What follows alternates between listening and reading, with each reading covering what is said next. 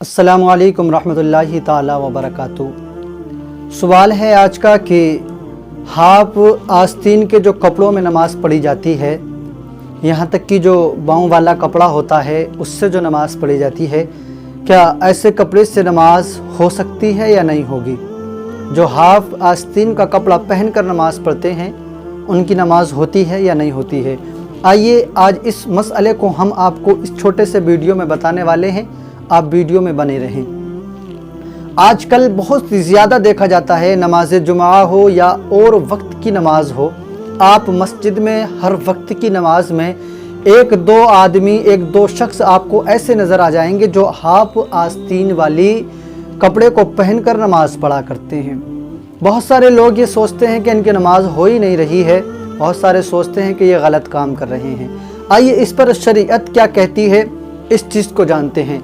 देखें, हाफ आस्तीन का कपड़ा पहनकर नमाज हो जाएगी, नमाज तो हो जाती है हाफ आस्तीन का कपड़ा पहनकर, मगर शरीयत इस काम को नापसंद करती है। वो भी तब जबकि तुम्हारे पास कपड़े और मौजूद थे, पूरी बाहों के कपड़े आपके पास मौजूद थे, पूरी आस्तीन के कपड़े आपके पास मौजूद थे, आपने उसके होने के बावजूद भी हाफ आस्तीन का कपड़ा पहनकर आपने नमाज पढ़ा, तो इसको शरीयत नापसंद करती है, मकरूह करार देती है। और अगर आपके पास कपड़े हो ही नहीं, आपके पास सिर्फ जो भी कपड़े हैं वो हाफ आस्तीन के कपड़े हैं, या जो कपड़े हैं बस यही हैं, इसके अलावा कोई और कपड़ा आपके पास है ही नहीं, तो अब यहाँ पर मकरूह भी ख़त्म हो जाएगा, आपके लिए छूट है।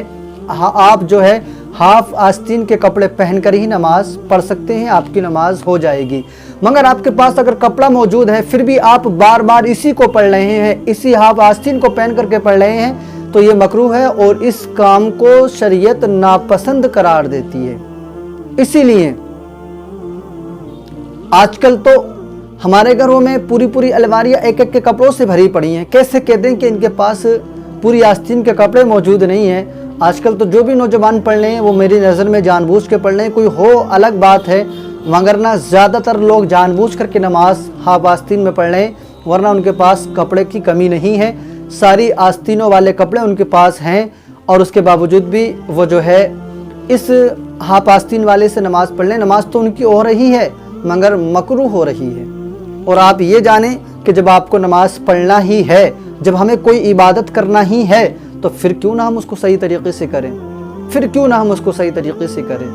आप इस चीज़ को तो आप खुद जान सकते हैं। आपको अल्लाह तबारक व तआला ने इंसान बनाया, अशरफुल मखलूक़ात बनाया, आप इस चीज़ को खुद जानें। आपका एक बेटा हो जो बहुत तहजीब के साथ यहाँ तक के कपड़े, यानी पूरी आस्तीन के कपड़े पहनता हो, यहाँ पर भी बटन लगाता हो और यहाँ पर कॉलर पर भी सारे बटन उसके लगे हो, और बड़े अदब व एहतराम के साथ चलता हो, तो आप उसको देखकर कहेंगे कि हमारा बच्चा ये बड़ा अदब में रहता है और बड़े इत्मीनान के साथ, बड़े सुकून के साथ और बहुत अदब के साथ रहता है हमारे घर में। और आपका दूसरा बेटा हो जो यहाँ तक आस्तीन के चढ़ाए रखता हो और कोई बटन ना लगाता हो, सारे बटन खुले रहते हो, तो आप उसको ये कहेंगे कि ये बहुत अदब के दायरे में रहता है? नहीं कहेंगे ना, आप नहीं कहेंगे ना कि ये अदब के दायरे में रहता है। आप खुद कहेंगे कि ये हमारा बच्चा समझदार नहीं है, ये किसी का अदब करना ही नहीं जानता, बाहें उसकी उचकी हुई हैं और आस्तीनें इसकी ऊंची हुई हैं और बटन वगैरह इसके कुछ नहीं लगे हैं, ये अदब के दायरे में नहीं रहता।